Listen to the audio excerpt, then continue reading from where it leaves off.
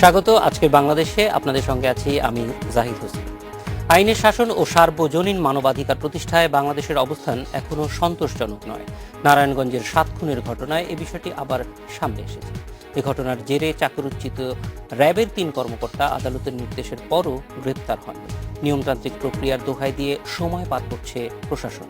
৭ খুনের ঘটনার প্রধান আসামি এখন পর্যন্ত ধরাছোঁয়ার বাইরে। তাই জননিরাপত্তা নিশ্চিতে সরকারের সক্ষমতা আর সদিচ্ছা পড়েছে প্রশ্নের মুখে। এসব নিয়ে আজকের আলোচনা আইনি প্রক্রিয়া। কথা বলতে স্টুডিওতে আমাদের সঙ্গে আছেন ট্রান্সপারেন্সি ইন্টারন্যাশনাল বাংলাদেশ টিআইবির চেয়ারপারসন মানবাধিকার কর্মী সুলতানা কামাল এবং ৭১ টেলিভিশনের প্রধান সম্পাদক ও ব্যবস্থাপনা পরিচালক মোজাম্মেল বাবু। আপনাদের স্বাগত। আমরা যে প্রেক্ষাপটের কথা বললাম সেই প্রেক্ষাপট নিয়েই সুলতানা কামাল আপা আজকে আপনি কথা বলেছেন এবং বলেছেন যে সরকারের প্রাতিষ্ঠানিক ব্যর্থতাকে আপনারা আসলে চিহ্নিত করেছেন, এই যে আসামি গ্রেপ্তার হচ্ছে না সেই বিষয়টিকে। তো এই প্রাতিষ্ঠানিক ব্যর্থতাটাকে আসলে আপনারা কিভাবে দেখছেন, এটা একটু আমাদেরকে বিস্তারিতভাবে বলুন। আচ্ছা, ধন্যবাদ। আজকে আমাদের যে আলোচনাটা ছিল সেটা আসলে ন্যাশনাল ইন্টিগ্রিটি সিস্টেমের উপরে ছিল এবং সেইটা বাংলা করা হয়েছে শুদ্ধাচার ব্যবস্থাপনা। ঠিক আছে? তো সেই শুদ্ধাচার ব্যবস্থাপনা মানে যে প্রত্যেকটি প্রতিষ্ঠান, গণতান্ত্রিক প্রতিষ্ঠান যদি সৎভাবে, শুদ্ধভাবে, সঠিকভাবে কাজ করে তাহলে আজকে যে পরিস্থিতি আমাদেরকে অভিজ্ঞতা করতে হচ্ছে, আমাদের বিশ্লেষণে সেই রকম পরিস্থিতি আমাদেরকে সামনে দেখতে হতো না। এটা আমরা এইভাবে ব্যাখ্যা করতে পারি যে এই শুদ্ধাচার যে ব্যবস্থাপনা সেটার মধ্যে আন্তর্জাতিক যে কতগুলি নিয়ম নীতি রয়েছে এবং সংজ্ঞা রয়েছে সেই অনুযায়ী 15টা স্তম্ভ, যেটা আমরা বলছি যে সংসদ, তারপর নির্বাহী, তারপর বিচার ব্যবস্থা, তারপরে আমাদের যে অন্যান্য কতগুলি প্রতিষ্ঠান আছে, খুবই গর্বের সঙ্গে আমরা যাদের কথা বলি, আমাদের মানবাধিকার কমিশন, আমাদের দুর্নীতি দমন কমিশন, আমাদের নির্বাচন কমিশন, তারপরে আমাদের অডিটর জেনারেলের অফিস, এরকম করে 15টা স্তম্ভ নিয়ে আমরা এই বিশ্লেষণটা করে থাকি। আমরা যেভাবে বিষয়টাকে দেখি যে এই স্তম্ভগুলি হচ্ছে গণতন্ত্রের এক একটা স্তম্ভ, পিলার, যেটাকে বলে যে পিলার্স অফ ডেমোক্রেসি। সেই স্তম্ভগুলি যদি তার নিজস্ব অবস্থান থেকে স্বাধীনতা নিয়ে যথেষ্ট দৃঢ়তার সঙ্গে এবং তাদের উপরে যেই ক্ষমতা দেয়া হয়েছে, যে ক্ষমতা অর্পণ করা হয়েছে, সেই ক্ষমতার সদ্ব্যবহার করে তারা যদি নিজস্ব কাজগুলি করে তাহলে দেখা যায় যে আজকে আইন শৃঙ্খলা বাহিনীর যেই কথাগুলি আমরা শুনছি কিংবা নানাভাবে আমরা যে আইন শৃঙ্খলা পরিস্থিতির অবনতি যেটা আমাদের জীবনে প্রত্যক্ষ করছি, কিংবা সুশাসনের অভাব নিয়ে আমরা কথা বলছি, আজকে খুবই করুণ একটা অবস্থায় এসে দাঁড়িয়েছে যেখানে মানুষ বলছে যে আমরা স্বাভাবিক মৃত্যুর গ্যারান্টি চাই। যেখানটা আমরা জাতীয় সঙ্গীত করছি যে তোমার আকাশ তোমার বাতাস আমার প্রাণে বাজায় বাঁশি, সেই জায়গায় মানুষ যখন হাহাকার করে বলে যে এই দেশটাতে ন্যায় বিচার নাই, এই দেশটাতে মানুষের স্বাভাবিকভাবে বেঁচে থাকার কোনো সুযোগ নাই, আমরা কি বৈপরীত্যটা দেখতে পাচ্ছি যে কি নিয়ে আমরা শুরু করেছিলাম, কোন আকাঙ্ক্ষায়, কোন স্বপ্নের, কোন লক্ষ্যের আমাদের যাওয়ার কথা ছিল, সেই জায়গায় আমরা আজকে কোন জায়গায় দাঁড়িয়ে হাহাকার করছি। কিন্তু সেটা আমাদের সম্ভব হতো যদি আমরা এই যে শুদ্ধাচার যে স্তম্ভগুলি রয়েছে সেগুলিকে তাদের নিজস্ব অবস্থান থেকে কাজ করতে দিতাম। এই যে নিজস্ব অবস্থান, আপনি 15টি আসলে প্রতিষ্ঠানের কথা বলছেন, সেই 15টি প্রতিষ্ঠানের মধ্যে এই শুদ্ধাচারগুলির চর্চার প্রয়োজন আছে। আমরা যদি খুব সুনির্দিষ্টভাবে বলি যে বেশ কয়েকটি প্রতিষ্ঠানের মধ্যে আমরা দেখছি যে একটি হত্যা মামলার আসামিদের গ্রেপ্তারের জন্য সংশ্লিষ্ট হয়েছে। এটা বিচার বিভাগ একটি সম্পূর্ণ আলাদা প্রতিষ্ঠান, তারা একটা নির্দেশনা দিয়েছেন যেটা বাস্তবায়ন করবে। এটা তো প্রশাসনের কাজ ছিল, তাই না? জি, এটা প্রশাসনের কাজ ছিল, অথচ প্রশাসনকে, বিচার বিভাগকে বলতে হলো, নির্দেশ দিতে হলো যে এই যারা আজকে অভিযুক্ত, যাদের বিরুদ্ধে আঙ্গুল উঠেছে তাদেরকে গ্রেফতার করা হোক। কিন্তু এটা তো স্বয়ংক্রিয়ভাবেই হওয়ার কথা ছিল। তো সেখানে আমরা দেখতে পাচ্ছি যে হ্যাঁ, একটা স্তম্ভ আর একটা স্তম্ভকে আমরা যেটা বলি যে নজরদারির মধ্যে রাখছে কিংবা একটা নির্দেশ দিতে পারে, তাদের এখতিয়ারের মধ্যে রয়েছে। কিন্তু আজকে যদি প্রশাসন নিজেই এই কাজটা করত তাহলে তার বিচার বিভাগকে তার উপরে এসে কথাটা বলতে হতো না।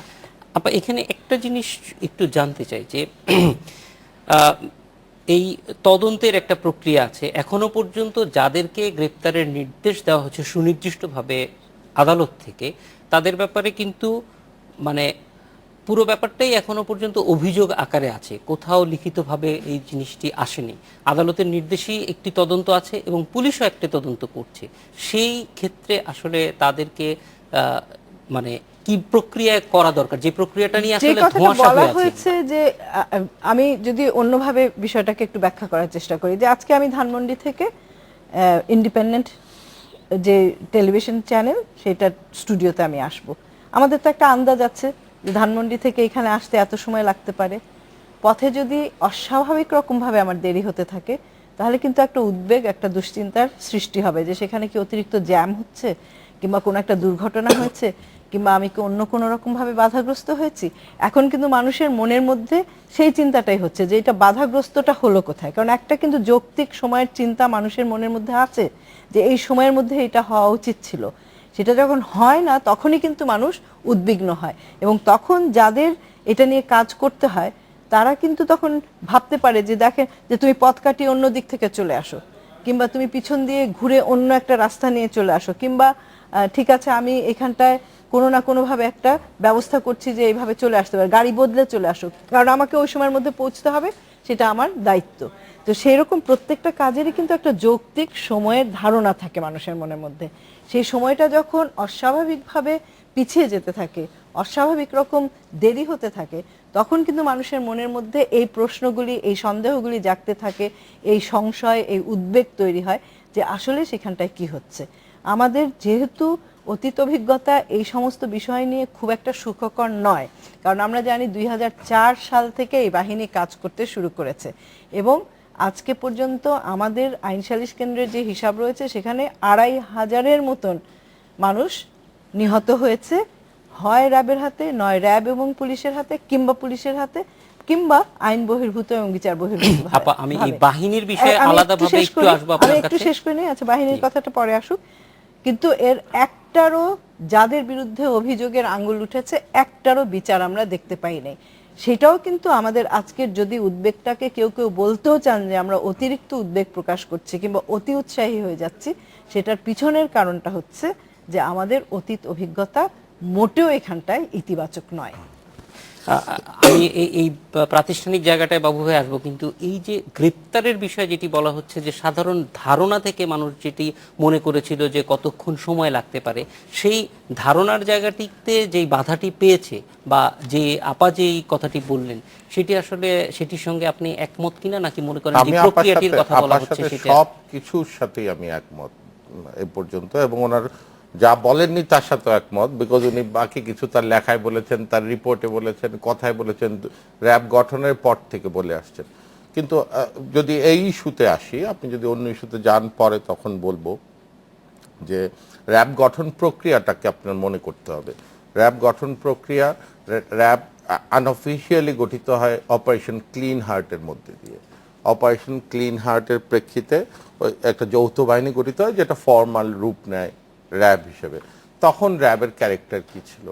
তখন অনেকে আমরা কলাম লিখেছি RAB, র্যাব মানে রাজাকার আলবদরের বন্ধু, মানে তারা রাজাকার আলবদরকে প্রোটেকশন দেওয়ার জন্য সন্ত্রাসের অভয় অরণ্যে ইসলামী জঙ্গিদেরকে নিরঙ্কুশ করবার জন্য তাদের ভাষায় বাম চরমপন্থী নিধন করে ওই অভয়ারণ্যে ইসলামী জঙ্গিদেরকে নিরঙ্কুশ করবার চেষ্টা চালিয়ে গেছে। আমরা দেখেছি পরবর্তীতে তারা সন্ত্রাস দমনের নামে যা কিছু করেছে, ওটা ছিল বেগম খালেদা জিয়ার উগলে দেওয়ার রাজনীতি। 60,000 সন্ত্রাসীকে গ্রেপ্তার করে যখন জেল থেকে ছেড়ে দিয়ে ক্ষমতা গ্রহণের পর যখন তারা অত্যন্ত উগ্র হয়ে গেল, তখন তাদের একটা অংশকে হত্যা করে উগলে দেওয়ার রাজনীতি করে তিনি জনরোষ থেকে বাঁচার চেষ্টা করেছেন।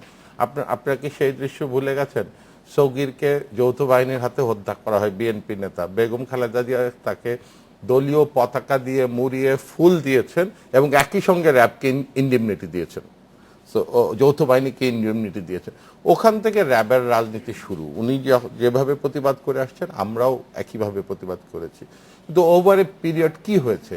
র্যাবের ক্যারেক্টার গ্র্যাজুয়ালি চেঞ্জ হচ্ছে। এটা বাবু তো- ভাই, র্যাবের ক্যারেক্টারের আগে আমি বলতেছি না, যে এখানে এই একটু যে আসতে হবে। এখনকার যে র্যাবের- নির্দেশনা বাস্তবায়নের না, যে বলছি র্যাবের ক্যারেক্টার বিলম্ব। চেঞ্জ হয়ে যখন র্যাব, আমরা যাদেরকে রাজাকার আলবদরে বলতে বলতাম, তারা যখন ক্যারেক্টার চেঞ্জ হয়ে জঙ্গি দমনে ব্যাপক একটি প্রাতিষ্ঠানিক শক্তি হিসাবে গড়ে উঠে, প্রশিক্ষিত শক্তি হিসাবে গড়ে উঠে, বাংলাদেশে জঙ্গি উত্থান আমার চেয়ে আরো ভালো জানবে, জেএমবি যে জঙ্গিবাদের উত্থান এবং গত 2-3 বছরে যে জঙ্গি উত্থান বাংলাদেশে ঘটেছিল, র্যাব সেখানে ব্যাপক প্রশংসা কুড়িয়েছে। হ্যাঁ, যেখানে বলা হয়েছে যে তারা ট্রিগার হ্যাপি হয়েছে কিংবা এক্সেসিভ ইউজ অফ ফোর্স তারা করেছে, এগুলি ক্রিটিসিজম উনি করেছেন, আমরা করেছি।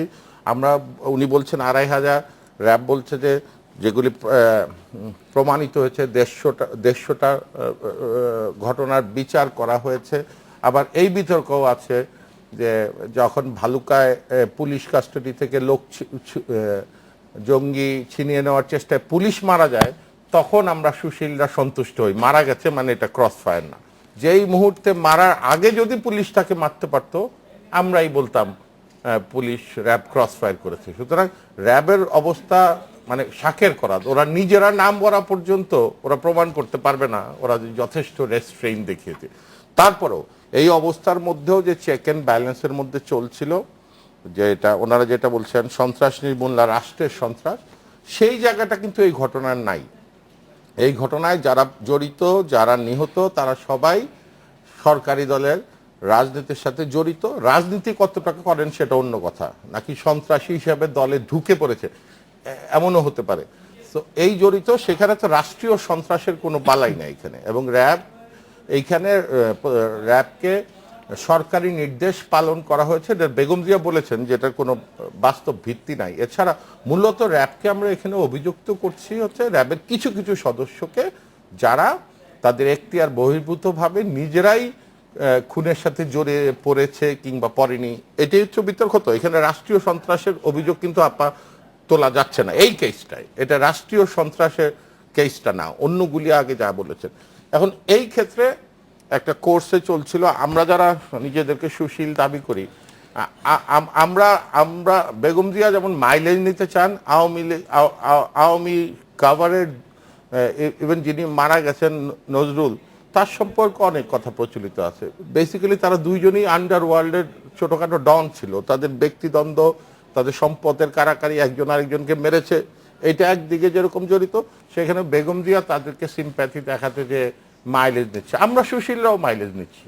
আমি আমি আমি নির্দ্বিধাই বলতে চাই, আইনি প্রক্রিয়া যখন চলমান, আমি আপনার সাথে এখানে দ্বিমত করব, দৃশ্যমান কোনো বিলম্ব লক্ষিত হয়নি। বাংলাদেশের ইতিহাস চিন্তা করতে হবে, যেখানে ডিজিএফআইকে দিয়ে ডিজিএফআইয়ের কিছু কিছু অফিসার 21শে আগস্ট হত্যাকাণ্ডের সঙ্গে সরাসরি জড়িত, তারা নিজেরাই জবানবন্দি দিয়েছে। যেখানে বাংলাদেশের জাতীয় গোয়েন্দা সংস্থা এনএসআই ডিজি এবং 10 লাখ অস্ত্র মামলার সাথে জড়িত, এত রাষ্ট্রীয় সন্ত্রাস যে দেশে ঘটেছে এবং কোনো কিছুর বিচার হয়নি, উদ্ঘাটিত হয়নি, জর্জ মিয়া বানানো হয়েছে, সেখানে তড়িৎ সন্দেহ যাদের দিকে আঙুল গেছে তাদেরকে সেনাবাহিনী থেকে এবং সশস্ত্র বাহিনী থেকে অবসর দেওয়া হয়েছে। ইট ওয়াজ ভেরি কুইক রেসপন্স। এর চেয়ে কুইক রেসপন্স বাংলাদেশের ইতিহাসে নেই। হ্যাঁ, এর চেয়ে দ্রুত হতে পারতো, এর তো শেষ নাই। এই অবস্থায় কিন্তু চাকরিচ্যুতর ঘটনা যেখানে আপনার অল্প সময়ের মধ্যে হলো, সেখানে হাইকোর্টের নির্দেশ দেওয়ার পরে আপনি জানেন যে এমন না যে যেমন নূর হোসেন বলতে পারেন যে সে কোথায় আছে জানেন না, কিন্তু এই ক্ষেত্রে নির্দেশ বাস্তবায়নের ক্ষেত্রে তো অবশ্যই কোথায় আছে সেটা জানা আছে। ব্যাপারটা জানা না জানার না, আমরা যারা রিড করেছি আমার মনে হচ্ছে আমরা অতি উৎসাহ দেখিয়েছি। আইনি প্রক্রিয়া এমন কোনো ব্যত্যয় ঘটেনি এবং আমি খুবই লজ্জা পেয়েছি এই রিটে আমরা যারা সুলতানা কামাল আপার নেতৃত্বে 54-এর বিরোধিতা করে আন্দোলন করি এবং 54-এর বিরোধী সন্দেহভাজন গ্রেপ্তারের বিরোধিতা করি, তারাই এই মামলায় 54-এ গ্রেপ্তারের রুল চেয়েছি। মানে আদালতকে বলেছি অন্য কোনো আইন যদি তাকে আটকানো না যায়, যদি প্রাইমা ফেসি কেস পাওয়া না, তা না হলে যেন 54 ধারাও তাকে গ্রেপ্তার করা হয়।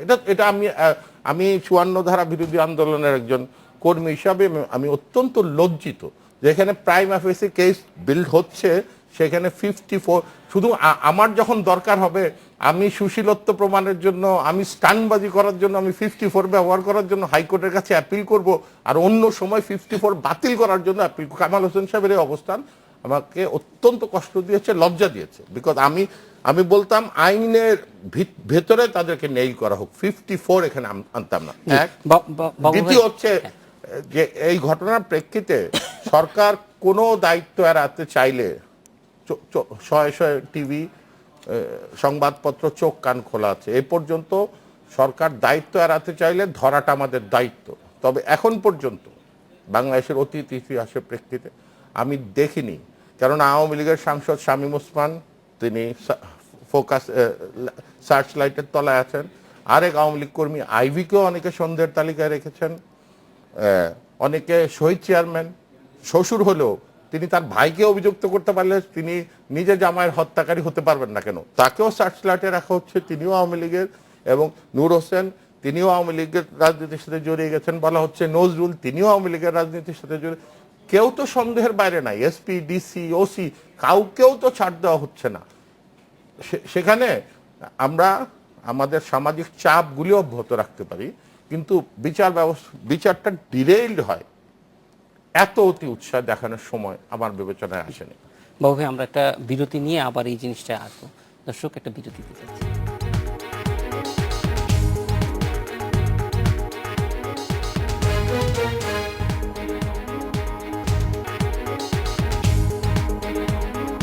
স্বাগত, আরো একবার ফিরে এলাম আজকের বাংলাদেশে।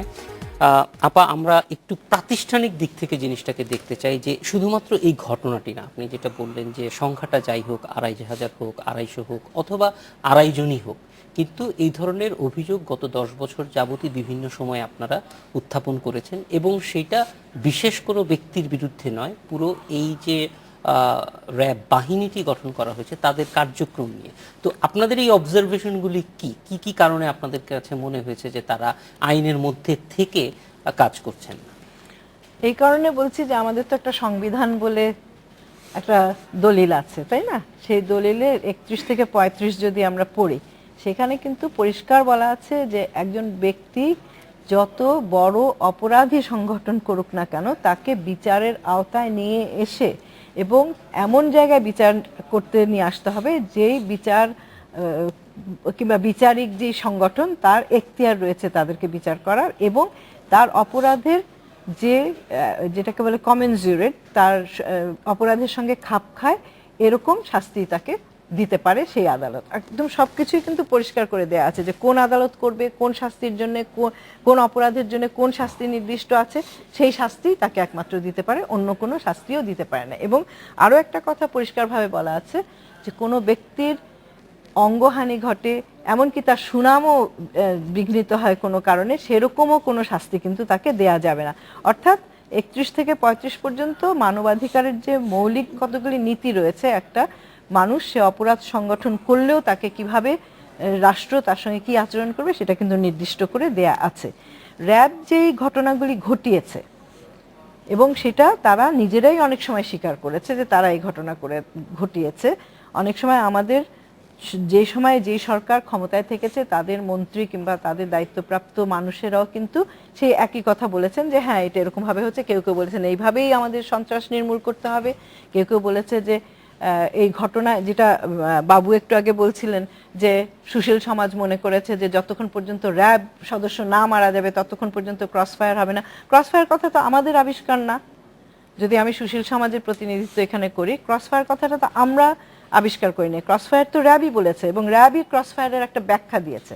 তো সেখানে যদি এরকম হয় যে যেই মানুষটাকে র্যাব সে সন্ত্রাসের কারণেই হোক কিংবা যে কোনো কারণেই হোক তাকে গ্রেফতার করা হয়েছে, তারা র্যাবের এখতিয়ারের মধ্যে রয়েছে, হেফাজতে রয়েছে, তাকে নিয়ে কোনো একটা অভিযানে গেছে যেটা আইনসম্মত, সেখানে কোনো প্রশ্ন উঠছে না, আইনসম্মত যে সেখানে কোনো অভিযানে গেছে, কারণ সেখানে তারা খবর পেয়েছে যে কোনো সন্ত্রাসীরা কোনো কিছু করছে যার সঙ্গে এই ব্যক্তিরও সম্পর্ক আছে, এবং হয়তো চিহ্নিত করার জন্য, শনাক্ত করার জন্য, জায়গাটা চিহ্নিত করতে, মানুষগুলিকে শনাক্ত করতে সেই মানুষটাকে সঙ্গে করে নিয়ে যাওয়া হয়েছে, এবং অবধারিতভাবে সেই মানুষটি নিহত হয়েছে।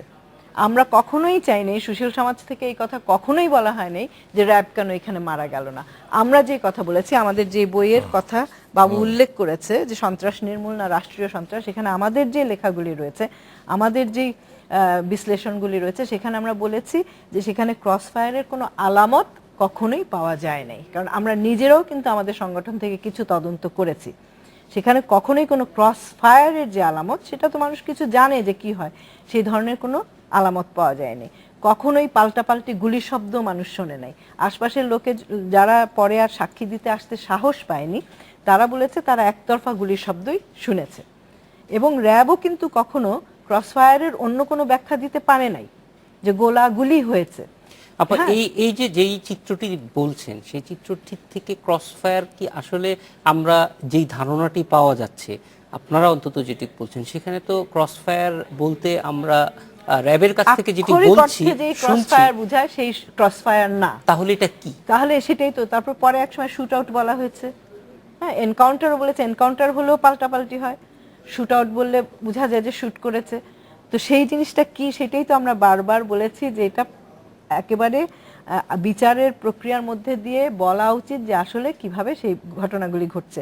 তবে সাধারণভাবে যেই পরিচয়গুলি পাওয়া গেছে এই ঘটনার, সেটা হলো যে একতরফা গুলি করে হত্যা করা হয়েছে, হয়তো চরম সন্ত্রাসীকেই করা হয়েছে, কিন্তু আমাদের সংবিধান বলেছে, আমাদের আইন তো বলেছে যে সেটা কেউ করতে পারে না, কারণ রাইট টু লাইফ হচ্ছে অ্যাবসলিউট। সেটা একমাত্র কিছু কিছু দেশে, তার মধ্যে বাংলাদেশও রয়েছে, যেখানে রাষ্ট্র কোনো মানুষের প্রাণহরণের একটা অধিকার কিন্তু নিজের জন্য রক্ষা করে। যে মনোপলি অফ ভায়োলেন্স, যেটাকে অনেক সময় পড়ানো হয় সমাজবিজ্ঞানে, যে কোনো কোনো রাষ্ট্র সেই ভায়োলেন্সের মনোপলিটা নিজের জন্য রাখে, যেখানটায় সে প্রাণহরণ করার একটা আইনি প্রক্রিয়ার মধ্যে দিয়ে প্রাণ নেওয়ার একটা আদেশ নির্দেশ দিতে পারে আদালতের মাধ্যমে। এর বাইরে কোনো ব্যক্তি, কোনো বাহিনী, কেউ কিন্তু এটা করতে পারে না। আর বাবু আরেকটা কথা বলেছিলেন যে র্যাব বাহিনী কিছু কিছু সদস্য এই কাজটা করেছে, যেটা সত্যি কথা। এমনও হতে পারে যে হ্যাঁ, সেই মানুষগুলির উপরে হয়তো এই নির্দেশও ছিল না, তারা এটা করেছে।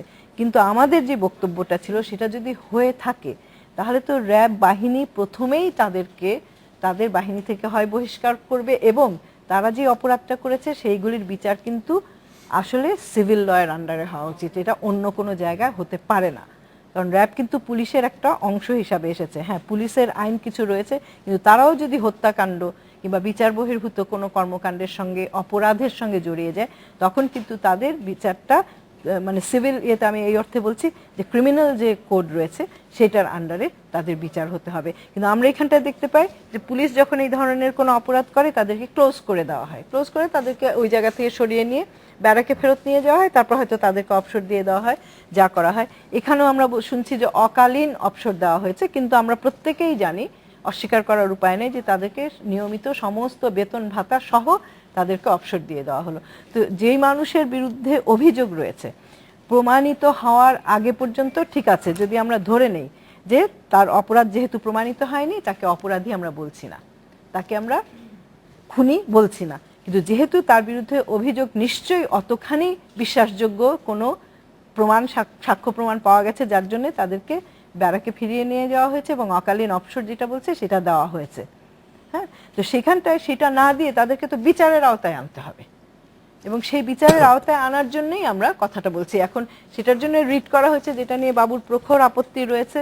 সেই আপত্তি নিয়ে পরে আমরা বিস্তারিত আলোচনা করতে পারি, সেটা আলোচনা করতে গেলে অনেক লম্বা তর্ক বিতর্কে যেতে হবে। বাবু ভাইয়ের কাছে এখানে একটু জানবো, এই যে মানে বন্দুক যুদ্ধ অথবা ক্রসফায়ার, সেইটার যেই ব্যাখ্যাটা আমরা আপার কাছ থেকে পেলাম, আপনি এইটার রিডিংসটা আপনার কাছে? প্রথম বন্দুক যুদ্ধ বা ক্রসফায়ার আপনি একটু মনে করাই দিন, আমি বলবো। এখানে একটা বলতে হবে যে যারা অপরাধের সঙ্গে জড়িত, এই ঘটনায় যারা যারা নায়ক নায়িকাদের নাম তো আমি বললাম, যে জড়িত, আমাদের চোখ কান খোলা আছে, আপনারও মিডিয়া আছে, ওনারাও আছেন, কেউ রেহাই পাবে না। কিন্তু এই প্রক্রিয়া সম্পর্কে আবার ব্যাখ্যার সাথে আমার একটু দ্বিমত আছে। র্যাবের যেই সদস্যগুলির ব্যাপারে অভিযোগ উঠেছে, তারা সশস্ত্র বাহিনীর সদস্য। সশস্ত্র বাহিনীর সদস্যকে সশস্ত্র বাহিনীতে রেখে সিভিল কোর্টে বিচার করা যায় না। সুতরাং স্বাভাবিক প্রক্রিয়া হিসেবে শুধুমাত্র যা শোনা গেছে তার দায় দায়িত্ব কত বেশি না আছে, কর্তব্য অবহেলা তো নিশ্চিত, তো এইটুক প্রাইমা ফেসি ধরে তাদেরকে অবসর দেওয়া হয়েছে যে সশস্ত্র বাহিনী থেকে মুক্ত, নাও দে আর সাসেপ্টেবল টু সিভিল লস। এতে যে কথাটা আপা বললেন, এটা বিরোধী দলের নেত্রীও বলেন, এটা আমার কাছে গ্রহণযোগ্য না। বাংলা এবং যে যে এতেই প্রমাণিত হয় তারা অপরাধী, এটা কিন্তু আইনজীবী সুলভ বক্তব্য হলো না। কেউ বলেনি যে এতেই প্রমাণ হয় তারা অপরাধী। আপনি একটু আগে বলেছেন না, যে যে এতেই প্রমাণিত না হয়। না, আমি বলছি তারা অপরাধী প্রমাণ হয়নি হয়তো, কিন্তু তাদেরকে এতেই প্রমাণিত হয় তারা যুক্ত আছে অথবা না, আমি যুক্ত আছে একবারও বলি নাই। বাবু পরিষ্কার করে আচ্ছা বলেন, আপনি বলছেন না, প্রাইমা ফেসি তোমরা প্রমাণ হয়। হয়েছে না, আমি প্রাইমা ফেসি কথাটাও ব্যবহার আচ্ছা, করিনি। কি বলেছেন আপনি যেটা বলছি বলেন, তাদেরকে রেকর্ড। কিসের জন্য তাহলে অবসর দেওয়া হয়েছে? এই অবসর দেওয়া হচ্ছে অভিযোগের প্রেক্ষিতে, কোন সিভিল- অভিযোগের প্রেক্ষিতে? যে তারা জড়িত থাকতে পারে। হ্যাঁ, সেইটাই দুইটা অভিযোগ, বলেছে। জড়িত থাকতে পারে এবং কর্তব্য অবহেলা। দুটোই। সেইটার জন্যই তাদেরকে বিচারের আওতায় নিয়ে এসেই সেটা প্রমাণ অপ্রমাণ দুটোই করতে হবে। কর্তব্য অবহেলা শাস্তি দিয়ে তাদেরকে রিলিজ করে দিয়েছে সিভিল লর হাতে। এখন সিভিল ল সেটাই আমরা বলছি যে সেটাই এখন তাদেরকে কিন্তু বাবু গ্রেফতার ভাই করতে এইখানে হবে। তো অভিযোগটাও এসেছে খুব রিমোট একটা জায়গা থেকে এবং কোনো ধরনের মানে অফিশিয়াল কোনো অভিযোগ কোথাও না, না, লঞ্চ করা সেটাই হয়নি। তো। এখন এমনকি যে এখন মামলাটা যদি- করা হয়েছে এখন যদি- সেখানেও তাদের এখন নাম যদি নাই। চার্জশিট তৈরি সেটা না নাই হয়, থাকতে পারে মামলা করার সময়। কিন্তু কতজনের তাহলেও কেন কোথায় তাদের কোথায় নাম থাকে? তাহলে কেন হলো? তাদেরকে কেন তাহলে এই কেন এই হলো? শাস্তিটা তাহলে এখনই তাদের দিয়ে দেওয়া হলো? হয়ে- এটাও তো এক তাদের- ধরনের শাস্তি যে আমার তাদের চাকরি চলে হয়ে গেছে। না না, তাদের এটাও তো করা একটু হোক। আমি মনে করি যে যে কর্তব্য এত বড় ঘটনা, কর্তব্য অবহেলা যদি জড়িত নাও থাকে, এটা কেন ধরতে পারিনি? বাবু ওদের এইটুকুর জন্য সম্পর্কে মিনিমাম যথেষ্ট ভালো অভিযোগ এসেছে যে তারা কি করেছে। না না না, না আমি হলে বলছি এই না, আমি বলছি মিনিমাম যতটুকু এইটুকু তাদের শাস্তি প্রাপ্যই আমি মনে করি। কিন্তু পরেরটা হচ্ছে আইনের শাসন। ওরা তো আইনের শাসনের কথা বলে। আমি মনে মনে জানি, আমরা তো বলি নাই যে তাদেরকে শাস্তি দাও, আমরা হ্যাঁ। বলছি তাদেরকে গ্রেফতার করে হ্যাঁ, নিয়ে আসা হোক হ্যাঁ, এবং তাদের যে অবস্থান আজকে তারা গ্রেফতারের মতন কাজ করেছে, তাদেরকে নিয়ে এসে ঠিক আছে। গ্রেফতার করে বিচারের আওতায় নিয়ে আসতে হবে, এটা আমরা বলেছি। আমি গ্রেপ্তারের বিপক্ষে নয়, কিন্তু গ্রেপ্তার কেন দেরি হচ্ছে এটা নিয়ে পলিটিক্যাল মাইলেজ নেওয়ার বিপক্ষে। না না, এই তারা ধরনের যদি- অভিযোগ আনার আগে বাবু হ্যাঁ, আমার মনে হয় চার্জশিট- তোমার প্রমাণ সহ এটা বলা উচিত যে কে পলিটিক্যাল মাইলেজ নিচ্ছে। আমি ব্যক্তিগতভাবে সুলতানা কামাল বলতে পারি আমার এখানে কোনো রকম পলিটিক্যাল মাইলেজ নেওয়ার না, যারা কোনো নেওয়ার নিচ্ছে- ব্যাপার নাই। আমি বলছি যে তাদেরকে গ্রেফতার হ্যাঁ। করা জি, উচিত। বাবু ভাই, আমরা আমিও- এই বিষয়ে আমিও বলছি গ্রেফতার করা উচিত। কেন বলছো যে political এটা যে mileage? একটা রাজনৈতিক- Political mileage না, কেউ যারা না, নিতে মাইলেজ চাইছে- নেওয়ার এখানে ব্যাপার আছে, এটা ঘটনাটা প্রথম বলি। থেকেই গত 10 বছর থেকে সেই জিনিসটাই আসবো একটা বিরতি নিয়ে বাবু। দাবিটা হতে হবে দর্শক, একটা অনৈতিক- বিরতিতে আসছি যখন, তখন আমরা এই বিষয়গুলো নিয়ে আলোচনা করব। চার্জশিট দিয়ে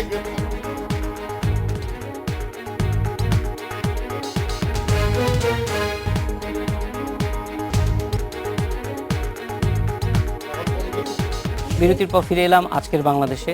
বাবু ভাই, আপনার কাছে আবার চলে আসতেছি। যেই জিনিসটা আমাদের একটু জানা দরকার ছিল যে ক্রস ফায়ার বন্দুকযুদ্ধ বললে যেই জিনিসগুলি বলা হয় সেটা আসলে আপনার কাছে কি মনে হয়? এখানে বহু ঘটনা ঘটে। এই একটা 3 রকম ঘটনা ঘটে। এক, আইন প্রয়োগকারী সংস্থার লোকজন সামান্য ঝুঁকিতে ট্রিগার হ্যাপি হয়ে যায়। একটু কেউ অ্যাটাক করতে লাগলে ওরা ভাবে মেরে ফেলি, আই বিকাম 100% সেফ, আমার 1% ঝুঁকি নেয় না, যেটা তাদের 99% ঝুঁকি নেওয়ার কথা। না পারতে গুলি করা উচিত হত্যা করার জন্য। এটা এক ধরনের ঘটনা ঘটে। দ্বিতীয় ঘটনা, আপা যে সিমটমটা বললো না, কেন ওই পার্টিকুলার লোকটা মরে? যেই গ্রুপের সন্ত্রাসীকে পুলিশ ধরে নিয়ে যায় তার দলের লোকজন তাকেই তো হিট করতে চায়, পুলিশকে না। পুলিশ তার কাছে সেকেন্ডারি, সে তাকেই হিট করতে চায়, হত্যা করতে চায়, যাতে কোনো তথ্য বের না হয়। এই সিনড্রোমটা আপা খেয়াল করেন নাই। তার দলের সদস্যরা তাকেই মারতে চায়, সেটাও একটা কারণ। ওই লোকটাই পার্টিকুলারলি মরে কেন? 2, 3 নাম্বার, সত্যি সত্যি বন্দুক ঘটে। আমার কাছে কোনো প্রমাণ নাই। এই যে 3 ধরনের ঘটনা ঘটালাম, এটা 33 নাকি একদম সাক্ষাৎ মেরে ফেলাটা 90-10, এটা আপারা বলতে পারবে। আমি হ্যাঁ, আমরা জানি সুরথাল করি তো, হ্যাঁ, কাজে আমরা বলতে পারি যে 3টা সুরথাল ঘটনায়- করলে কিন্তু বোঝা যায়। আমাদের সংগঠন থেকে সুরথাল করা হয়। ঠিক। আর আরেকটা জিনিস বাবুর কথার উত্তরে একটু বলবো যে হ্যাঁ ঠিক আছে, 1 বার 2 বার 3 বার আমার এরকম হলো যে আমি যে লোকটাকে নিয়ে যাই সেই লোকটাকেই এম করে ওরা মারে। তারপরে কিন্তু আমার নৈতিক দায়িত্ব, যেহেতু এই নিয়ে না মানুষটা যাওয়া। আমার হেফাজতে আছে, তার পূর্ণ প্রোটেকশনের ব্যবস্থা করে এই অভিযানগুলি করা। Exactly. সেটা কিন্তু হাজার হাজার জায়গায় করেনি। এই ক্ষেত্রে সুলতান কামাল, আপনাদের প্রেক্ষিতে আমরা মুফতি হান্নানের মতো জঘন্য সন্ত্রাসীকে দেখি হেলমেট, বুলেট প্রুফ নিয়ে বেরোচ্ছে, এটা সবার ক্ষেত্রে হওয়া উচিত। আমি র্যাবের কিংবা কোনো বাহিনীর একটি বিচার বহির্ভূত হত্যাকাণ্ড কিংবা অঙ্গহানি সমর্থন করি না। লিমনের ঘটনাটা আমি প্রবলভাবে লেখালেখি করেছি। আমি শুধু বলবো এই পার্টিকুলার কেসটা যদি আসি, এই পার্টিকুলার কেসটা অভিযোগ হচ্ছে র্যাবের কোনো সদস্য তার ডিউটির বাইরে ভাড়াটে খুনি হিসাবে ব্যবহৃত হয়েছে। এটা কিন্তু রাষ্ট্রীয় সন্ত্রাসের অভিযোগও না। সুতরাং সব একবারে গুলিয়ে না ফেলে ব্যবহৃত হয়েছে কিনা, সত্যি সত্যি মায়া চৌধুরীর ছেলে জড়িত ছিল কিনা, তা আমরা তো বিভিন্ন পত্রপত্রিকায় তার অ্যাকাউন্টে টাকা পাওয়া গেছে বলছি, আমিও তো সাংবাদিক, আমার কাছেও তথ্য আছে।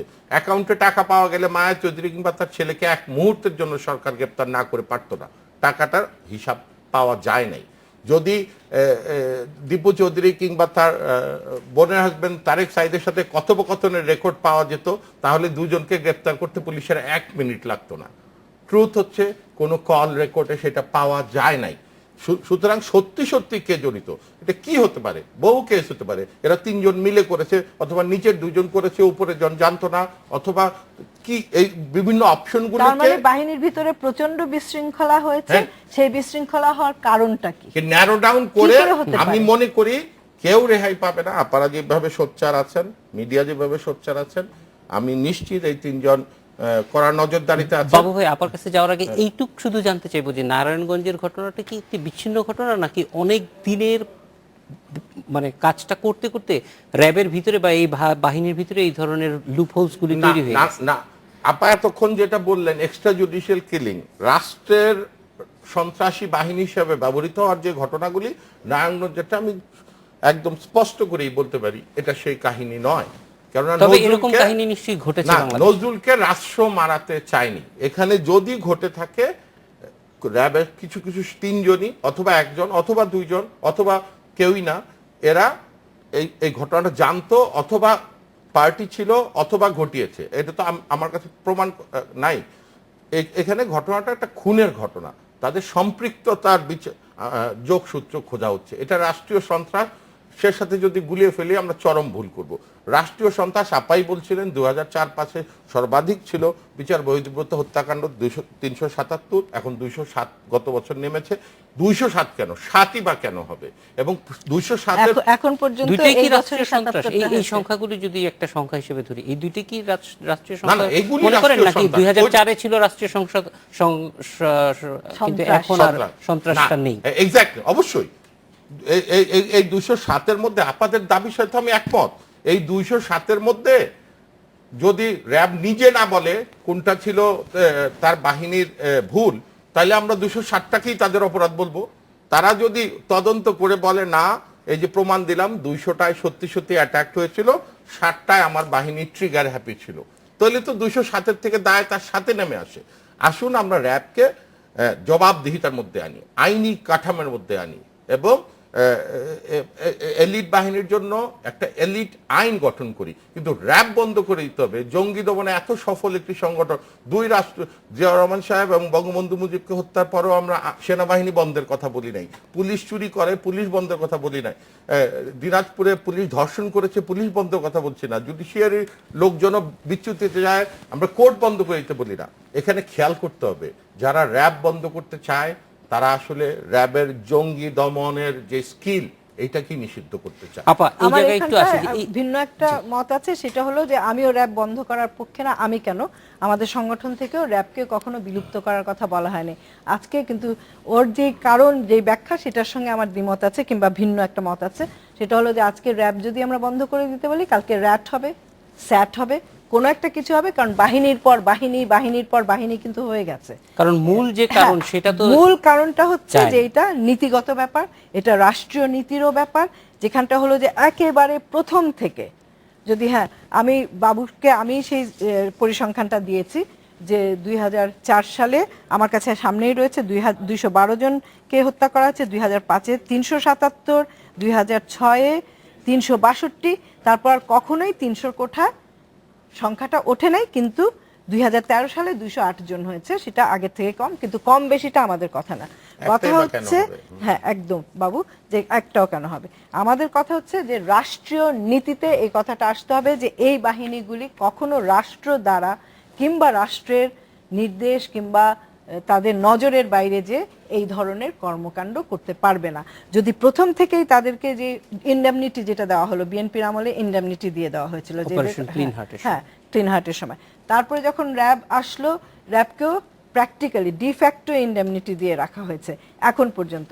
যে র্যাবের বিরুদ্ধে কিন্তু যেটা হয় যে কোনো রকম, আমাদের কোর্টে একটা মামলা ছিল যে এই কতগুলি হত্যাকাণ্ড নিয়ে কোর্ট র্যাবের কাছে জানতে চেয়েছিল, রাষ্ট্রই সেখানটা বিবাদী হয়েছিল যে কেন এগুলিকে বিচার বহির্ভূত হত্যাকাণ্ড বলা হবে না। তারা 11 দিন সময় চেয়েছিল, তখন কিন্তু আদালত বলেছিল যে আমরা নিশ্চিত হতে চাই যে এই 11 দিনের মধ্যে আর কোনো হত্যাকাণ্ড হবে না। তার মানে আদালতও কিন্তু যথেষ্ট সচেতন ছিল, আদালত কিছু সুমোটো রুলও তাদের বিরুদ্ধে আছে, কিন্তু আজ পর্যন্ত সেটার কিন্তু কোনো জবাব রাষ্ট্রপক্ষ থেকে দেয়া হয়নি।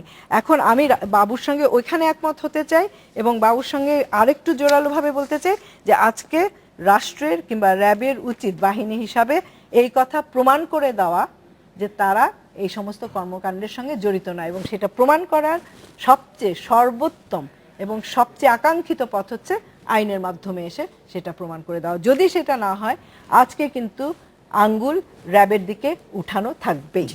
আপা, তাহলে আমরা যে জায়গাটি বুঝতে পারছি যে র্যাবের প্রয়োজনেই তাদেরকে আসলে এই শুদ্ধি অভিযান হচ্ছে, মানুষের যে আস্থা, সেই আস্থাটার জায়গায় এই জায়গাটায় আবার চলে আসবো একটা বিরতির পর। দর্শক, একটা বিরতিতে যাচ্ছি।